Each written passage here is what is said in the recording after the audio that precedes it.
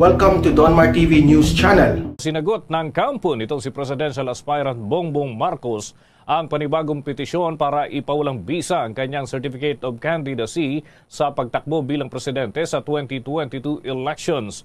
Hinamo naman ni Marcos si Vice President Leni Robredo na sabihan daw yung mga petitioners na bawiin ang disqualification case na inihain laban sa kanya na anyay isang nuisance petition. Sumagot naman itong si Vice President Leni Robredo. Iginit ni Robredo na hindi naman siya diktador para sabihan o diktahan yung mga petitioners kung anong dapat nilang gawin kaugnay doon sa pagkwestiyon sa kandidatura nitong si dating Senador Marcos. Kung wala raw bigat o saysay ang petisyon, wala naman daw dapat na ikatakot pa ang dating senador na si Marcos. Sa akin naman, hindi naman kami diktador. Bakit didiktahan namin yung mga petitioners na i-withdraw yun?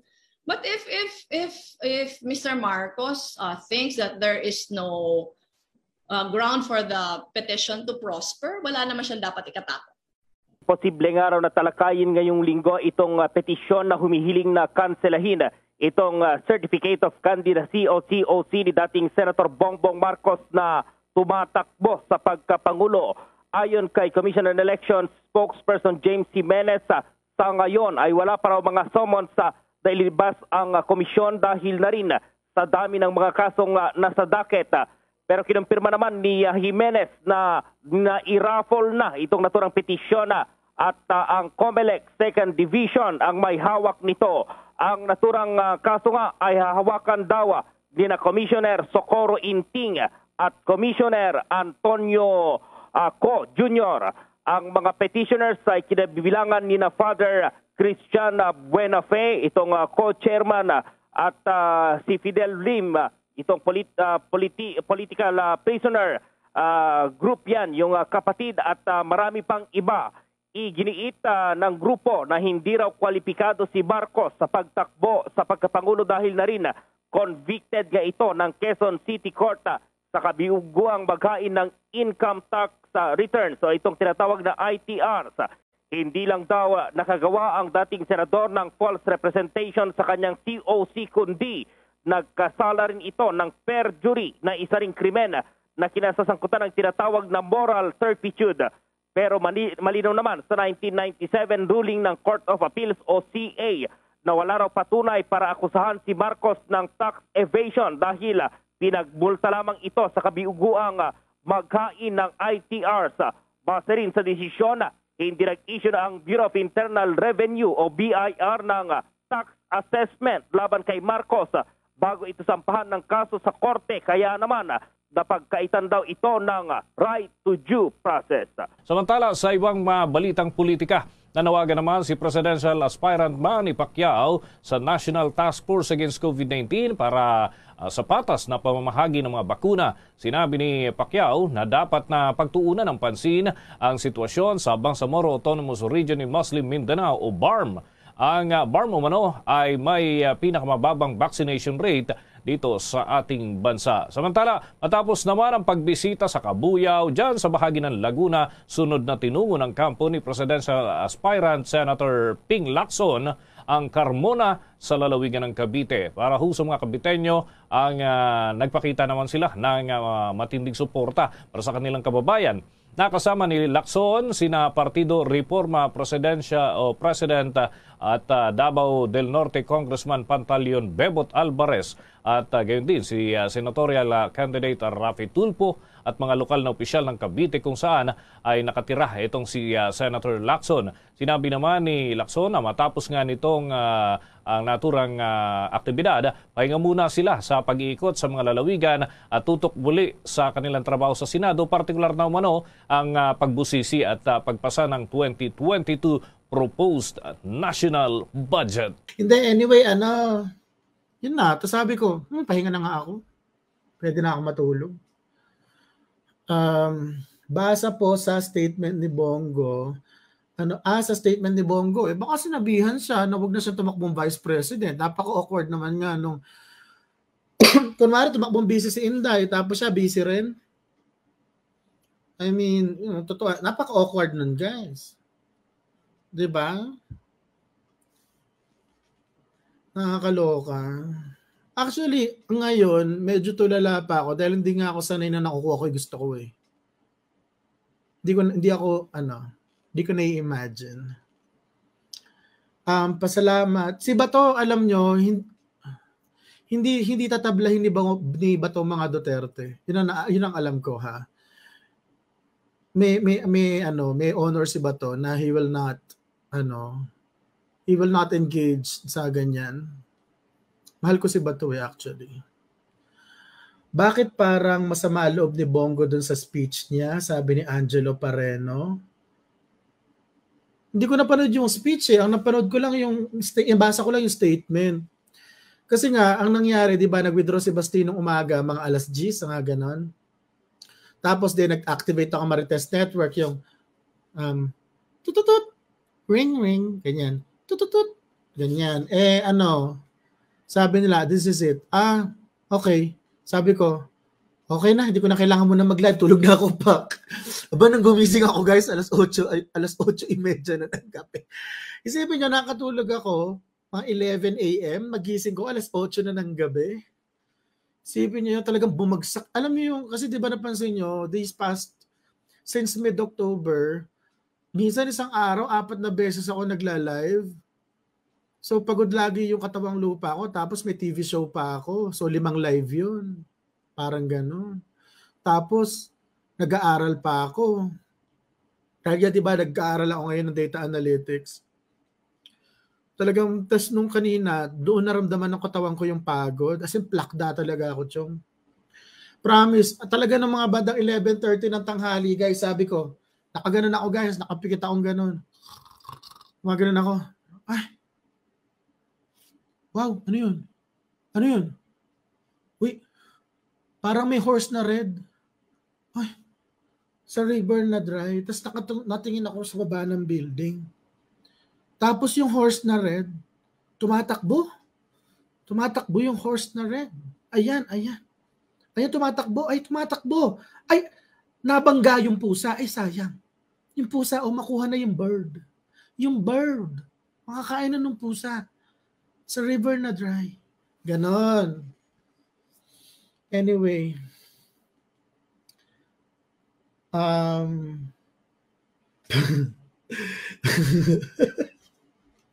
May statement si Pacquiao. Sabi ba naman daw ni Pacquiao? Panoorin natin yung statement, guys. Wait lang, kunin ko lang yung statement. Manny Pacquiao. Wait lang. Kunin ko lang yung statement. Paano pa? Game over na. Paano pa laban nila? Kahit mag-tag team silang lahat. Ito yan ba? Hindi pa nga nagpa-file si Inday. Lamang na. Manny Pacquiao. Meron dito Manny Pacquiao statement daw. Substitution. News. Meron baka naka-embed rito. Pacquiao. May sabi siya rito parang ganun yung sabi ni Pacquiao ganon. Nasabi ko, alright. Ganun yung sabi ni Pacquiao. Tapos ako parang, okay. Ganyan. Napakaloko ko talaga, Diyos ko. Sa PTV, TP. Sa PTV? Double check ko nga, PTV. Facebook, Thinking Pinoy, PTV News, PTV Pacquiao. May video ba siya rito?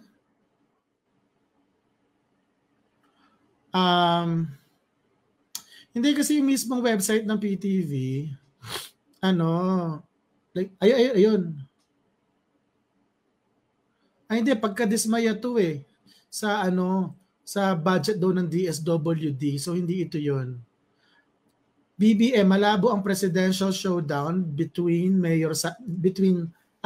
versus Mayor Sara Duterte 15 hours ago.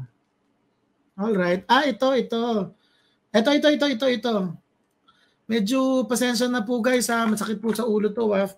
Firefox. Wait lang ha. Share ko lang yung screen ko ha. Pasensya na po ha. Diyos ko, si Pacquiao talaga. Oh my God, I hate drugs. Alright, window. Panoorin. Share. Okay, tapos turn on, split screen. Ito po yung sabi niya ha. Nakasan natin.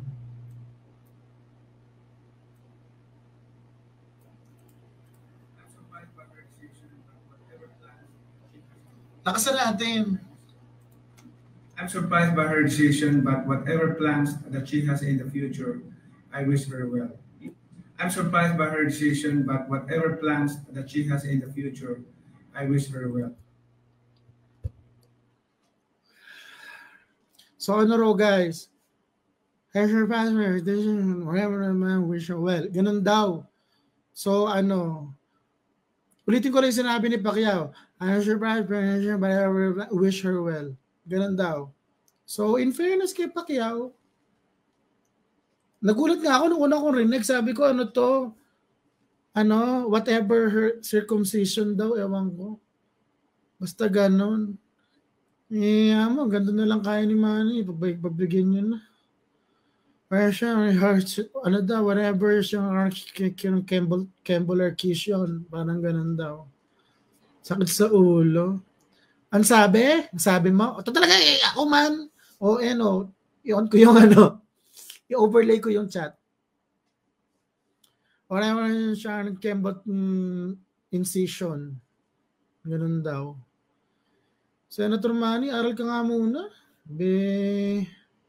Senator Manny naman.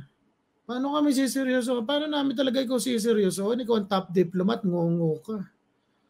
Sir naman, actually, mas malinaw pa nga magsalita yung ngungu eh. Ewan ko lang ha, alam nyo guys, kung ang pinag-uusapan lang natin dito ay barangay captain o city mayor, baka mapalusot ko eh. Pero for a supposedly English-speaking country, tapos ikaw ang magiging representative ng Pilipinas, di naman ganun kataas ang requirement ko, ay ayos mali enunciation ng mga salita. Senator Manny talaga, oh. Eh, sabi ba naman eh, how rushing Campbell incision, Campbell circumcision, parang ganon. TP.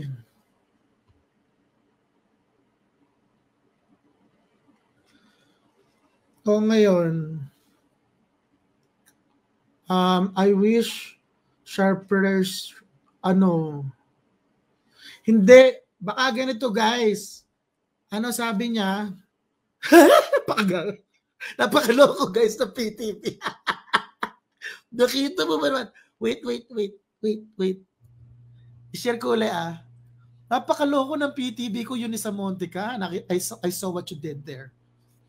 Eto guys. Okay, wait. Ito ah. I-play ko muna sa inyo sinabi ni Pacquiao ah. Wait lang. Taasan ko yung volume. I'm surprised by her decision, but whatever plans that she has in the future, I wish her well. Tapos guys, loko yung taga PTV, oh, nakita nyo? Zoom in natin. Sabi ng taga PTV guys. Nakita mo yung sabi? Haba na sinabi ni Pacquiao, ang quote ng PTV, I wish her well. Sabi ni Pacquiao. Lako to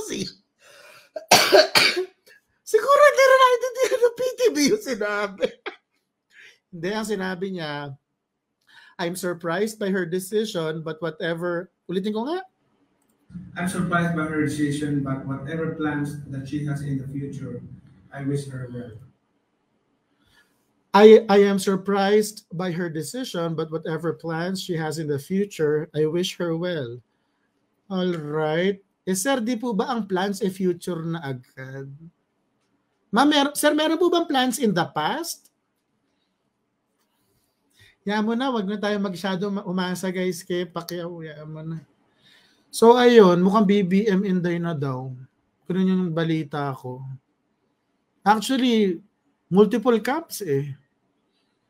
So, yung mga nagsasabi na magpe-presidente si Inday, hindi niya gagawin yun. Eh di ba nga, sinabi nga ni hindi naman dininay ni Inday yun. Yung sinabi ni Inday na hindi ako magpe-presidente, ikaw na lang magpresidente. Ganun lang sabi ko, pwede na kayo magpresidente, hindi ako tatakbo. Ganun yung sabi daw kila Bongbong.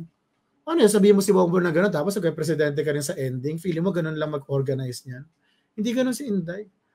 Akala ko survive in the future. Hindi, sabi niya I'm sure Ashburn in the future. Wish her well. Yun daw.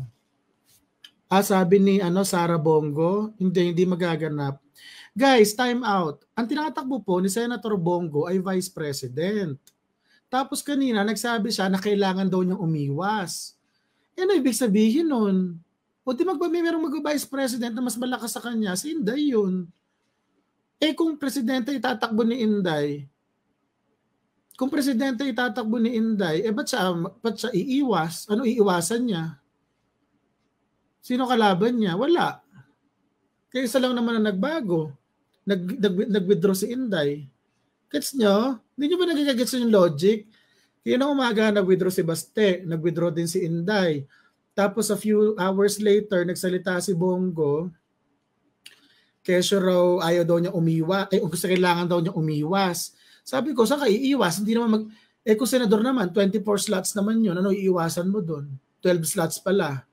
Tapos pagka Vice President naman, tapos Presidente itatakbo ni Inday, sino iiwasan? Ala rin. Diba? Tapos sabihin nyo, Bongo Inday? Na-imagine nyo yun? Presidente si Bongo, tapos si Inday Vice President, parang labo nun. Seryoso lang. So ano iiwasan niya? Ano yun? Hindi po nagtutugma yung mga statement. Hindi po nagtutugma. Halimbawa, nag-withdraw si Inday. 3 hours later, sabi ni Bongo, iiwas daw siya. Ano iiwasan niya? Ano ba tinatakbo niya? Vice President.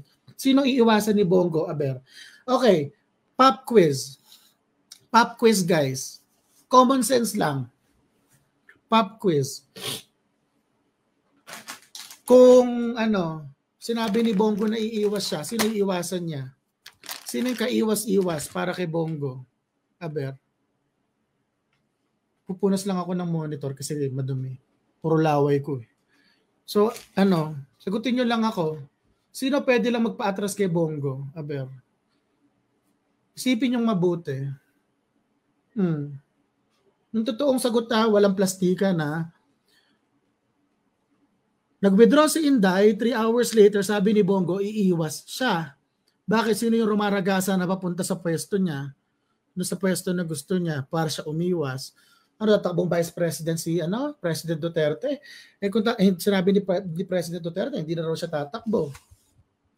Oh. Paano yun? Oh. Ano naman yan? Ngayon yung mapaghahalata kung sino yung mga vlogger na may hulog. Yung pinagpipilitan pa rin kahit na hindi na nagtutugma yung statement. Pero yun kasi yung hulog sa kanila. Yung kasi yung utos sa kanila na ilalabas nila ng statement eh. Oh guys, ito linyahan natin today, ganyan. Oh. Kaya kahit na hindi nagtutugma rin sa mga recent events, ipipilit pa rin nila. Ganun lang naman yun. Kaya may mga gets niya. Logic lang eh. Sus Maria. Next. O ngayon, ang tanong, nakakatawa eh, may ibang mga vlogger sabihin, DDS daw, Duterte supporter daw. Pero nung binangga ni Alan si Inday, kay Alan Cayetano sila. Diba? Nung nag-speakership na labanan, diba nagbangayan si Inday at saka si Alan, tinakot pa ni Alan na bababasag daw ang Duterte coalition. Pag hindi daw naging